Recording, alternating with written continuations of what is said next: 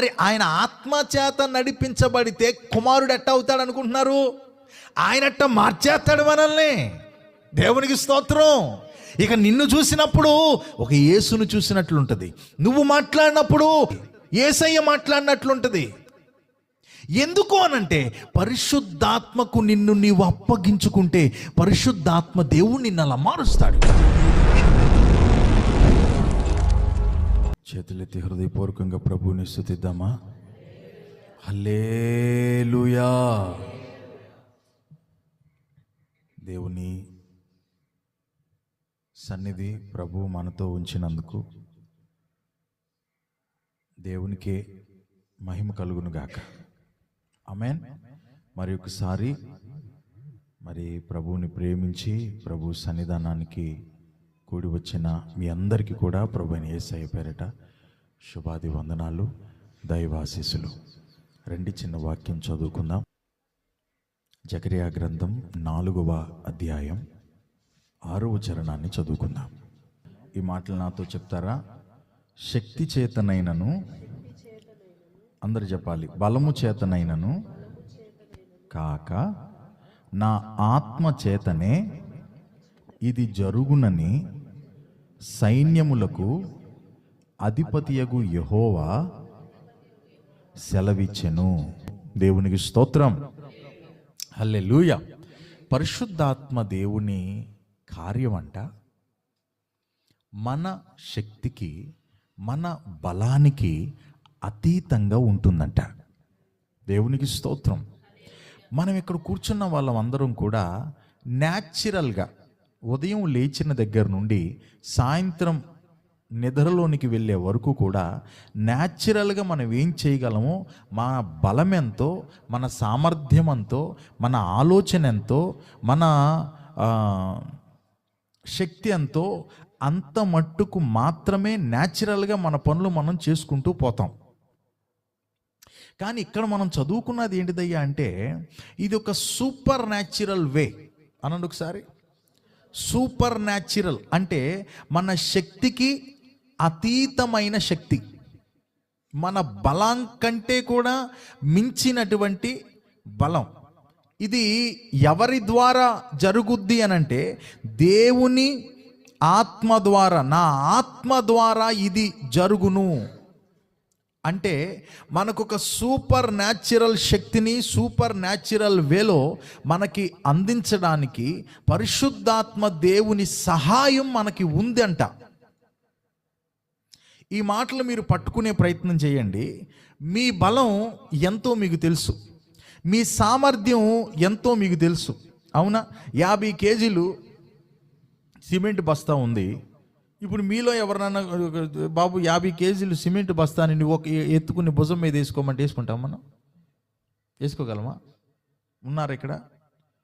అదే పల్లెటూరులోనికి వెళ్ళి పొలం పని చేసేటటువంటి వ్యక్తి దగ్గరికి వెళ్ళి బాబు 50 కేజీలు బస్తా ఒకసారి ఎత్తుకుంటామంటే లాగి లేపొక్క తన్ని భుజం మీద వేసుకుంటాడు. ఆయన సామర్థ్యత అది. మన సామర్థ్యత లేపలేని సామర్థ్యత. అలాగే మన సామర్థ్యత మనకు తెలుసు, మన శక్తి మనకు తెలుసు. మన సామర్థ్యతను బట్టి మనకు ఎదురయ్యేటటువంటి సన్నివేశాలని మనం అంచనా వేస్తాం. ఏం చెప్పానప్పుడు జాగ్రత్తగా వినాలి. మన సామర్థ్యతను బట్టి మనకు ఎదురయ్యే సమస్యలను మనం అంచనా వేస్తాం. మన సామర్థ్యతను బట్టి మనకు ఎదురున్నటువంటి పనిని ఎదుర్కోవడానికి మనం ముందుకెళ్తాం. అలాగే మనకు ఎదురయ్యే సమస్యల్లో కూడా మన సామర్థ్యతను మనం ఆలోచించుకుని, నా సామర్థ్యతతో నేను కనుక ఆలోచిస్తే ఇది నేను జయించలేను, ఇది నేను ముందుకెళ్ళలేను, ఇది నా వల్ల కాదు, ఇంత మట్టికే నేను చేయగలను, మిగిలింది మరి ఎలా జరుగుద్ది అని మన సామర్థ్యతను బట్టి మనం ఒక ఎస్టిమేషన్కి వస్తాం, ఇది ఇంతే అని. ఇక్కడ మనం చదువుకున్నటువంటి వాక్యం ఎంత సూపర్ న్యాచురల్గా ఉంది అని అంటే, నీ శక్తిని బట్టి నువ్వు ఒక అంచనా వేసుకున్నావు, నీ బలాన్ని బట్టి నువ్వు ఒక అంచనా వేసుకున్నావు, నీ స్టామినాని బట్టి నువ్వు ఒక ఆన్సర్కి వచ్చి నిలబడ్డావు ఇంత మట్టికే అని చెప్పి. అయితే నేను నీతో ఒక మాట చెప్తున్నాను చూడు, నేను నా ఆత్మ ద్వారా ఒక కార్యాన్ని చేస్తాను, దానికి నీ బలంతో నాకు సంబంధం లేదంటున్నాడు ఆయన. దేవునికి స్తోత్రం. ఇది శక్తి చేతనైనను బలము చేతనైనను. ఎవరి శక్తి చేతనైనను? దేవుని శక్తి చేతనైనను కాదు, మానవులమైన మన శక్తి చేతనైనను మన బలము చేతనైనను ఇది జరగదంట, దేవుని ఆత్మ చేత జరుగుతాదంట. దేవునికి స్తోత్రం కలుగునుగాక. హల్లెలూయా. కాబట్టి ప్రియ దేవుని బిడ్డలారా, మీ వ్యక్తిగత జీవితంలోనైనా, కుటుంబ వ్యవస్థలోనైనా, ఆరోగ్య పరిస్థితుల్లోనైనా, ఆత్మీయ పరిస్థితుల్లోనైనా, సేవకు సంబంధించిన విషయాల్లోనైనా మనం మన శక్తి మీద ఆధారపడిపోయి మన సామర్థ్యాన్ని మనం చూసుకుని అక్కడే ఆగిపోయేటటువంటి వారిగా కాకుండా దేవుని ఆత్మ వైపు చూడటం మనం నేర్చుకోవాలి. దేవునికి స్తోత్రం. దేవుని ఆత్మ వైపు మనం చూస్తేనంట, మన శక్తితో ఆయనకి పని లేకుండా, మన బలముతో పని లేకుండా, ఏది మన శక్తి ఎక్కడికెళ్ళి మన శక్తి చేతులు ఎత్తేసిందో అర్థమవుతుందా? ఏ పరిస్థితిని చూసి నీ బలం చేతులు ఎత్తేసిందో, నా వల్ల కాదు. ఎలాంటి కొండను చూసి అమ్మో నా వల్ల కాదు అని చెప్పి నువ్వు ఆగిపోయావో, అక్కడికి దేవుని ఆత్మ వచ్చి మాట్లాడుతున్నాడు. ఏమంటే, నీ వల్ల కాదన్నావు కదా, నీ శక్తితో నీ బలంతో నాకు పని లేదు, నేను చేస్తాను పద అంటున్నాడు ఆయన. దేవునికి స్తోత్రం కలుగును గాక. హల్లెలూయా. ఇది మీరు బాగా ఒక బండ గుర్తు పెట్టుకోండి. ఏంటనంటే, నాకు పరిశుద్ధాత్మ దేవుడు ఉన్నాడు. చెప్పండి మాట ఒకసారి. ఉసూరు మంట కదా, గట్టిగా చెప్పండి, ఇంకా గట్టిగా చెప్పండి. నేను ఒంటరిని కాను, నాకు పరిశుద్ధాత్మ దేవుడున్నాడు. అది ఎలాంటి టెన్షన్లోనైనా, ఎలాంటి ఇరుకులోనైనా, ఎలాంటి ఇబ్బందుల్లోనైనా, ఏ ఆలోచన నీకు తట్టని పరిస్థితుల్లోనైనా పరిశుద్ధాత్మన బలం నీకు ఉపయోగపడుతుంది. నీ బలంతో ఆయనకు పని లేదు, నీ శక్తితో ఆయనకు పని లేదు. ఆయన ఖచ్చితంగా నీకంటూ ఒక మార్గాన్ని చూపించగలిగిన సమర్థుడని వాక్యం చెప్తుంది, నేను చెప్పట్లా. నేను చెప్తే కనుక మీరు ఆలోచించవచ్చు, వద్దంటావా అనుకోవచ్చు, కానీ వాక్యం చెప్తుంది కాబట్టి మనందరం నమ్ముదాం. మార్తా నీవు నమ్మిన ఎడల దేవుని మహిమను చూస్తావు. అలాగే ఇక్కడ మనతో ప్రభు మాట్లాడే మాటను గనక మనం నమ్మిన ఎడల దేవుని మహిమను మనం చూడగలుగుతాం. దేవునికి స్తోత్రం కలుగునుగాక. ఆమేన్. నా శక్తి చేత, నీ శక్తి చేత, నీ బలము చేత కాదు, నా ఆత్మ ద్వారా ఇది జరుగును. ఏం జరుగుద్ది అనే 2 విషయాలు అలాగా చిన్నగా మాట్లాడుకుని ముగించుకుందాం. మొట్టమొదటిగా పరిశుద్ధాత్మ దేవుడు మనలో పనిచేస్తాడు. Praise God. మన లోపల ఆయన ఏం చేస్తాడయ్యా అంటే, ఆయన ఇమేజ్ని, జీసస్ ఇమేజ్ని, యేసయ్య యొక్క దాన్ని ఏమంటారు, స్వభావాన్ని మన లోపల ఇన్స్టాల్ చేయడానికి పరిశుద్ధాత్మ దేవుడు పనిచేస్తాడు. అది మన శక్తి చేత, మన బలము చేత అయ్యే పని కాదు. నా ఆత్మ ద్వారా ఇది జరుగును. ఏం జరుగును అనంటే, ఆయన మొట్టమొదటిగా ఏం చేస్తాడంటే, ఈ లోపల సృష్టిని మారుస్తాడు. ఏం చెప్పాను ఇప్పుడు? మీకు తెలుసా, మన కళ్ళ ముందు మన కనబడేదంతా అది ఒక పెద్ద ప్రపంచం. అవునా? పెద్ద ప్రపంచం ఉంది మన కళ్ళ ముందు, సృష్టి. అంతకంటే పెద్ద ప్రపంచం నీ లోపల ఉంది. ఇన్నర్ సైడ్, లోపల ఇంకా పెద్ద ప్రపంచం ఉంది. ఎంత పెద్ద ప్రపంచం ఉందంటే, ఇక్కడ నుంచి హైదరాబాద్ వెళ్ళాలంటే 4-5 గంటలు పడుతుంది. కానీ లోపల ఉన్న ప్రపంచంలో నువ్వు 1 సెకండ్లో వెళ్ళిపోగలవు ఇక్కడ నుంచి అక్కడికి.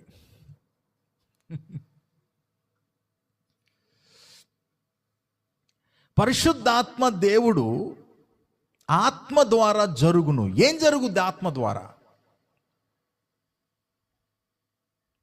ఆత్మ ద్వారా ఏం జరుగుద్ది అని అంటే, యేసయ్య సృష్టి జరుగుద్ది మన లోపల.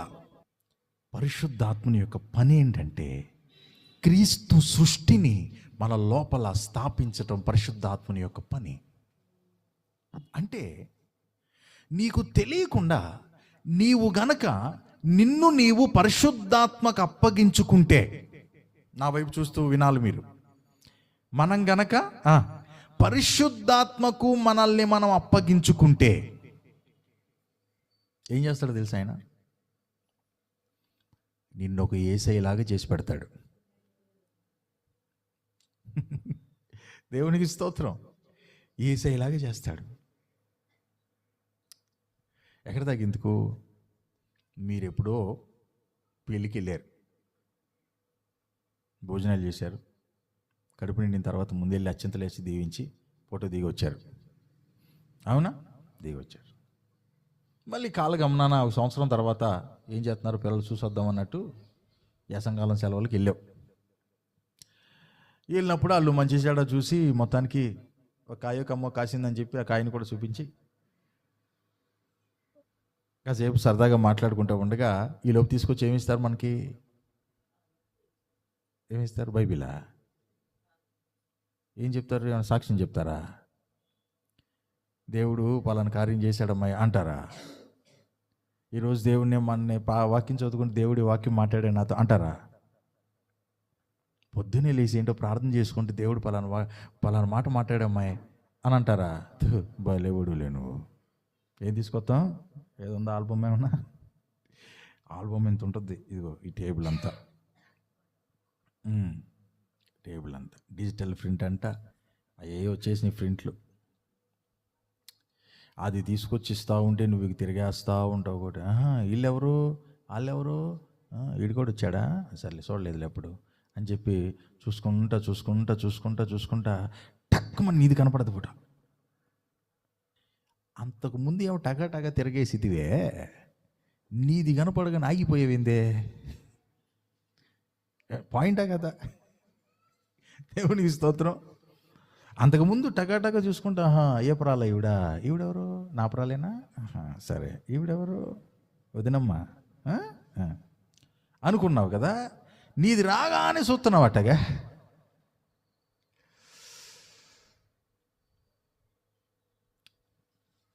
అదే జరుగుద్ది తండ్రికి కూడా. మనల్ని మనం పరిశుద్ధాత్మకు అప్పగించుకుంటే ఆ పరిశుద్ధాత్మ దేవుడు మనల్ని యేసయ్యలాగా మార్చేస్తే, దేవునికి స్తోత్రం. తండ్రి చూస్తూ ఉంటే, అరే అక్కడే నా కుమారుడు ఉన్నాడు. ఎవరు తండ్రి కుమారుడు ఎవరు? గట్టిగా యేసయ్య. అక్కడ ఉన్నాడేంటి? మరి కుడిపార్శ్వాన ఉన్నది ఎవరు? ఈయనే అక్కడ ఉన్నాడు. ఆమేన్. ఇలా చూస్తూ ఉండగా ఈడే పుల్లో ఉన్నాడు రా, బైపాస్.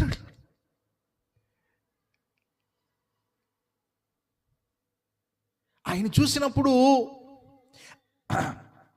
అనేకమైన కుమారులు కనపడుతూ ఉంటే ఆయన గుండె నిండిపోద్దంట. అలాగే చూసుకుంటూ ఉంటాడు. My son, my son, my son. ఎందుకు యేసయ్యని గోధుమ గింజలాగా విత్తాడో తెలుసా తండ్రి? ఒక్క కుమారుని ఎందుకు పంపించేశాడో తెలుసా? ఒక్క కుమారుడు సిలువెక్కడానికి ఎందుకు ఇష్టపడ్డాడో తెలుసా? ఒక్క కుమారుడు చిత్రవధ చేయబడడానికి ఎందుకు ఇష్టపడ్డాడో తెలుసా?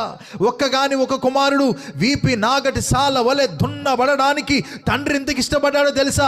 ఒకటి, మనం విడిపించబడాలి, అది నిజమే. కానీ అతి ప్రాముఖ్యమైనది ఏంటో తెలుసా? ఆ ఒక్క కుమారుణ్ణి విత్తి అనేక కుమారుల పంట ఆయన కొయ్యబోతున్నాడు. కూడా చాబలగడు. హల్లెలూయా. అది తండ్రి యొక్క ప్లాన్. మన దగ్గర రైతన్నలు ఉన్నారు కదా, మీరు పొలంలోకి వెళ్ళి విత్తుతారు కొన్ని విత్తనాలు, కానీ పంట ఎంత వస్తుంది? ఎంత విత్తామో దానికి అనేక రెట్లు వస్తుంది కదా. విత్తింది ఒక బస్తానే విత్తుతామేమో, కానీ ఎన్ని బస్తాలు వస్తాయి? 50 బస్తాలు రావచ్చు, 60 బస్తాలు రావచ్చు. అలాగే ఒక్క యేసయ్యని ఆయన ఎందుకు విత్తేశాడో తెలుసా? ఈ భూమి మీద అనేక మంది యేసయ్యలు, అనేక మంది యేసమ్మలు లేగాలని. దేవునికి స్తోత్రం కలుగును గాక. అదే మనం గడిచిన వారం మాట్లాడుకున్నాం. ఏమని ఎందరైతే దేవుని ఆత్మచేత నడిపించబడతారో వారు దేవుని కుమారులు. ఎలా? దేవుని కుమారుడు ఎవరు చెప్పండి? ఎవరు? జీసస్. మన ప్రభువు దేవుని కుమారుడు, అవును కదా? మరి ఆయన ఆత్మచేత నడిపించబడితే కుమారుడు ఎట్ట అవుతాడు అనుకుంటున్నారు? ఆయనట్ట మార్చేస్తాడు మనల్ని. దేవునికి స్తోత్రం. ఇక నిన్ను చూసినప్పుడు ఒక యేసును చూసినట్లుంటుంది, నువ్వు మాట్లాడినప్పుడు ఒక యేసును మాట్లాడినట్లుంటుంది, యేసయ్య మాట్లాడినట్లుంటుంది. ఎందుకు అనంటే పరిశుద్ధాత్మకు నిన్ను నీవు అప్పగించుకుంటే పరిశుద్ధాత్మ దేవుడు నిన్ను అలా మారుస్తాడు. యేసు వలె రూపాంతరపరుస్తాడమంట. అందుకే ఎందరైతే ఆత్మచేత నడిపించబడతారో, ఆత్మచేత నింపబడతారో వారు కుమారులుగా ఎలా మారతారు అనంటే ఆయన పనది, పరిశుద్ధాత్మ దేవుని పనది ఆయన కుమారులుగా మారుస్తాడు. నిన్ను చూసినప్పుడు, నువ్వు మాట్లాడినప్పుడు, ఒక మదర్ తెరీసా, ఆమెను చూసిన వాళ్ళు యేసును చూశారు. తెలుసా మీకు? ఆమె దగ్గర యేసయ్య దగ్గర దొరికేలాంటి ఆదరణ దొరికింది, యేసయ్య దగ్గర దొరికేలాంటి ప్రేమ దొరికింది. లేకపోతే ఎవరండి? ముక్కు ముఖం తెలియని కుష్ఠరోగుల్లో పురుగులు పడితే, ఆ గాయాల్లో పురుగులు పడితే, ఆ గాయాల్లో నుండి నిదానంగా పురుగులు తల్లిదండ్రులు వదిలిపెట్టేస్తే ఆ పిల్లల్ని ఈవిడి చారదీసి ఆ పురుగుల్ని జాగ్రత్తగా తీసేసి వాటికి వేడి నీళ్ళతో శుభ్రంగా శుద్ధి చేసి ఆయింట్మెంట్ రాసి కట్టుకట్టి ముద్దలు తినిపించింది. ఎవరావిడా? యేసు వలె మార్చబడిన ఒక కుమార్తె.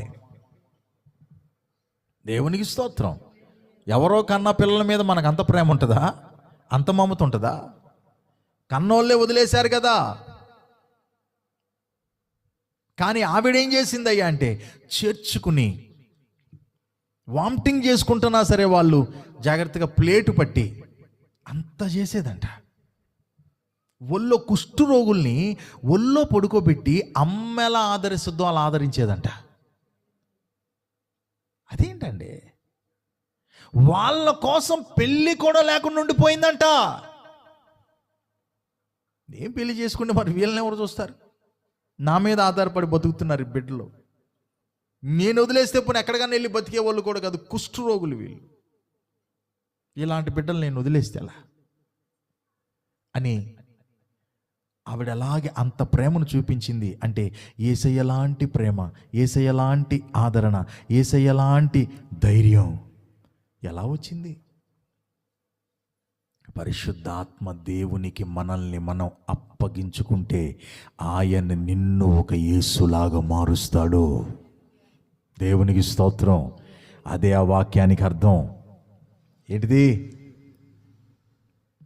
ఎందరైతే దేవుని ఆత్మచేత నడిపించబడతారో వారు దేవుని కుమారులు. ఎలా దేవుని కుమారులు అయ్యారు? వాళ్ళు మనుషులు కదా, వారి పద్ధతులు వేరు కదా, వారి విధానాలు వేరు కదా, వారి వ్యవహారాలు వేరు కదా, వారి టెంపర్లు వేరు కదా, వారి కోపాలు వేరు కదా, వాళ్ళ ఈర్ష్యలు వేరు కదా, వారి కక్షలు వేరు కదా, వారు కలిగి ఉన్నటువంటి అవిధేయతలు అవన్నీ కూడా చాలా రకులుగా ఉన్నాయి కదా. అలాంటి వాళ్ళు కుమారులు అంటే యేసయ్య ప్లేస్లోనికి ఎలా వెళ్ళారు? అలా చేస్తాడు ఆయన. ఎవరైనా పరిశుద్ధాత్మ దేవుడు. దేవునికి స్తోత్రం. ఇది శక్తి చేత బలము చేత అయ్యేది కాదంట, మన జ్ఞానము చేత మన ప్రార్థన చేత అయ్యేది కాదంట, మన భక్తి చేత అయ్యేది కాదంట. ఇది ఆయనే చేస్తాడంట. ఇది ఆయనే చేస్తాడు. ఏం చేస్తాడు? రాత్రి కూడా మాట్లాడుకున్నాం. ఆయన దేనిలో బాప్తీసం ఇస్తాడంట? ఆత్మ, పరిశుద్ధాత్మలోను. చెప్పండి. ఇంకో మాట ఏంటిది? అగ్నితోను. చెప్పండి ఈ మాటలు. పరిశుద్ధాత్మతోను, అగ్నితోను. అగ్నితో బాప్తీసం అంటే ఏంటో తెలుసా? అగ్నిని దేనికి ఉపయోగిస్తారో తెలుసా? అగ్నిని దేనికి ఉపయోగిస్తారనంటే మీకు చెప్పాలంటే కరగేయటానికి. అవన్నీ కూడా రా మెటీరియల్ ఒక దానిలో పోసి అగ్ని పెట్టినప్పుడు అదేమవుద్దంటే కరిగి లిక్విడ్ లాగా అవుద్ది. ఆ లిక్విడ్ లాగా అయ్యింది తీసుకెళ్ళి దేంట్లో పోస్తారు? ఏమంటారు దాన్ని? అచ్చు. ఆ అచ్చులో ఇది పోయగానే, అగ్ని చేత కరగబేయబడింది అచ్చులో పోయగానే దీనికి ఏ షేప్ వస్తుంది? ఏమా ఆ అచ్చు ఏ షేప్ ఉందో సరిగ్గా అదే షేప్ వస్తుంది. ఇదివరకు దీని షేప్ ఏంటి చెప్పండి? వేరే షేపు. కానీ అగ్ని ఏం చేసింది? కరిగించేసి దాని స్వభావం అంతటిని పోగొట్టేసింది. దాని స్వభావం అంతటిని పోగొట్టి వేరే స్వభావం యేసు అనే అచ్చులో పోసింది తీసుకొచ్చి. నేనేం మాట్లాడుతున్నాను మీకు అర్థం అవ్వాలి ప్లీజ్. ఆమేన్. యేసు అనే అచ్చులో ఈ కరగేసినటువంటి మనల్ని తీసుకెళ్ళి అచ్చులో పోసిన తర్వాత, ఈ అచ్చు నుండి తీసిన తర్వాత ఎలా కనబడుతుంది? ఇదివరకు ఈర్ష్యతో ఉన్నది, ఇదివరకు పాపముతో ఉన్నది, ఇదివరకు లోకంతో ఉన్నది, ఇదివరకు దారిద్రతతో ఉన్నది, ఇదివరకు ఎక్కడ లేని చండాలంతో ఉన్నటువంటి రా మెటీరియల్ ఇప్పుడు ఎలా మారింది అంటే అచ్చులో కరగవేయబడి పోసిన తర్వాత యేసులాగా మారింది.